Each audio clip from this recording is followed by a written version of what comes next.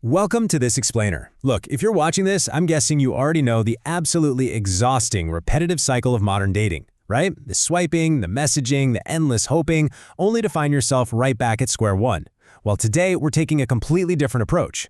We're diving into insights curated from some of the top relationship experts out there to build the definitive guide on how to stop chasing love and start actually attracting healthy partners. So let's just jump right in and look at the foundation of why dating often feels so incredibly draining. It's the million-dollar question, isn't it? Why do we keep attracting the exact same wrong partners? Validating that frustration is really our first step here. As relationship coach Stefan Speaks points out, a lot of times we hold on to the wrong people simply because, well, we just don't feel like starting the whole process over again.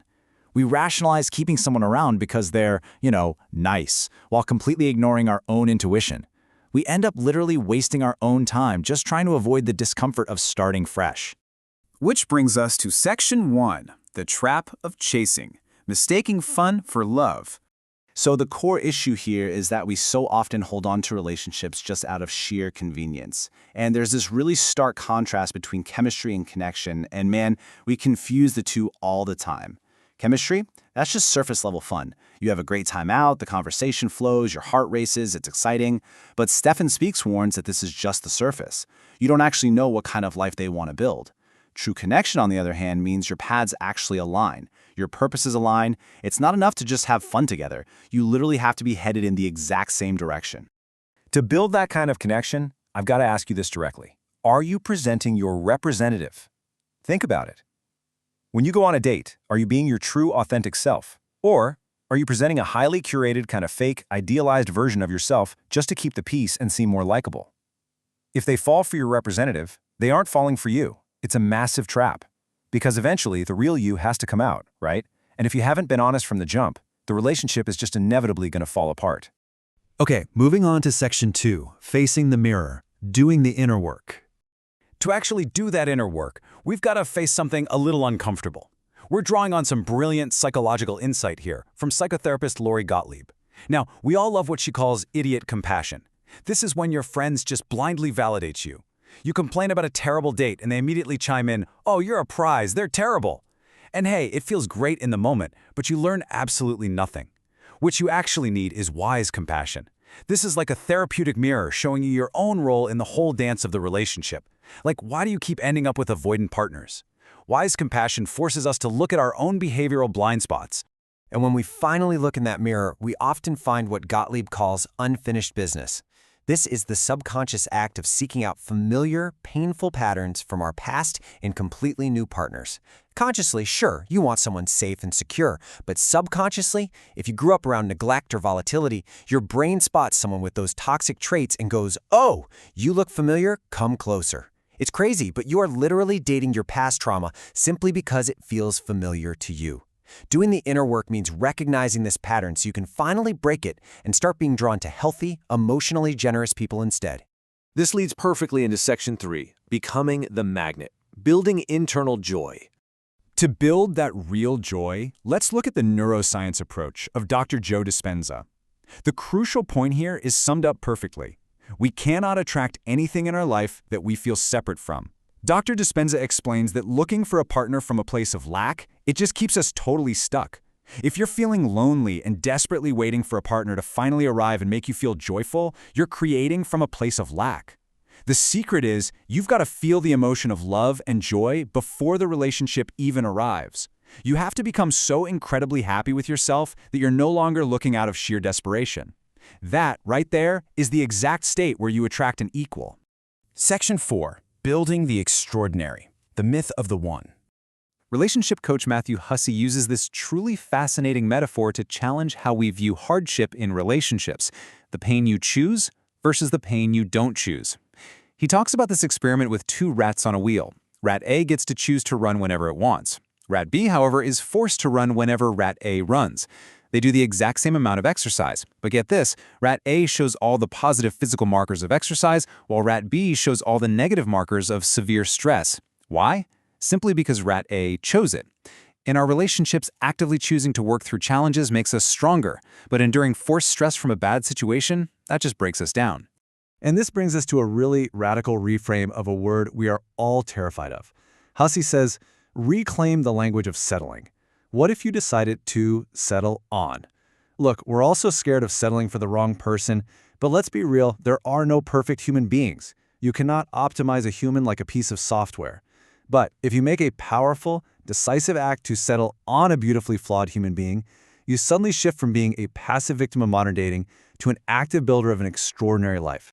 So, if we're going to intentionally settle on someone, we need to look for what Hussey calls the right raw materials. We've got to look for traits that actually matter in the long run. Are they emotionally generous? Are they flexible and adaptable? Do you share core values? And, absolutely crucial here, are they willing to repair after an argument? If you have these raw materials plus equal commitment, you can absolutely sculpt something extraordinary together. Now, speaking of repairing after an argument, Lori Gottlieb warns heavily against what she calls future tripping. Imagining this fantasy future that doesn't actually exist yet. Instead, look at how you handle arguments right now, today. The exact blueprint for your future is how you handle rupture and repair. Step 1. Take a 15-minute breather when things get heated. Step 2. Return to the conversation calmly. Step 3. Own your mistake and apologize. Step 4. Your partner accepts it without shaming you. It's that simple, but so hard. If you can't do this together now, your fantasy future isn't going to magically fix things. What happens in the present is your future. Moving into our final phase, Section 5, Making Space and Being Present. Clearing out the past. To actually make that space and emotionally clear out our past, we've got to absolutely demolish this dangerous little science fiction story we tell ourselves, the right person, wrong time myth. Both Hussey and Speaks agree on this one. Think about it. The most beautiful part of any relationship is someone really seeing you, accepting you, and actively choosing you, right? If someone says they're too busy or just not in the right phase of life to commit, they are fundamentally failing the most basic test of a real relationship. If they don't choose you, they literally cannot be for you. End of story. Now, letting go of those people is incredibly hard, but James Corden actually gave this brilliant metaphor. He says, you've got to be able to let go of stuff to make new things come in. Imagine a balloon from your childhood. You love it so much, you tie it to your wrist so you never lose it. But eventually, the balloon wilts. It runs out of the magic that made it great, and now you're just dragging a dead, wilted balloon behind you. Tying a dead relationship to your life only drags you down. When you finally cut the string and let the balloon go, you instantly have the space and the open hands to catch a new one. So, when that new person does come along, how do you invest in them? Look at this amazing comparison from Radhi Devlukia Shetty. 2 hours of distraction versus 15 minutes of pure presence.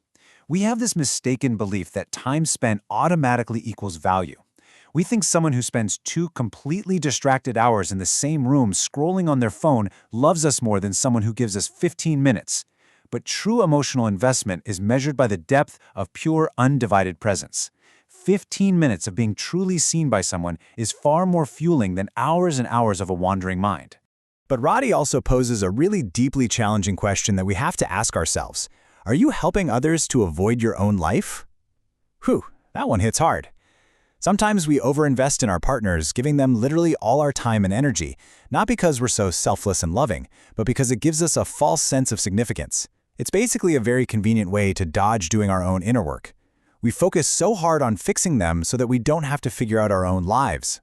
And honestly, that summarizes the absolute core thesis of this entire explainer. Become the person you want to attract. You simply cannot attract a healthy, present, emotionally generous partner until you cultivate those exact same traits within yourself. So stop optimizing your dating app profiles and start optimizing your own self-awareness, your own internal joy, and your own capacity to truly love. As we wrap up today's explainer, I want to leave you with one final provocative question to really chew on. What wilted balloon are you still holding on to today? Is it an ex, a toxic behavioral pattern, a fake representative you keep presenting on dates? Whatever it is, I really hope today's explainer has given you the courage to untie it from your wrist, let it float away, and finally make space for the extraordinary love you actually deserve. Thank you so much for learning with me today.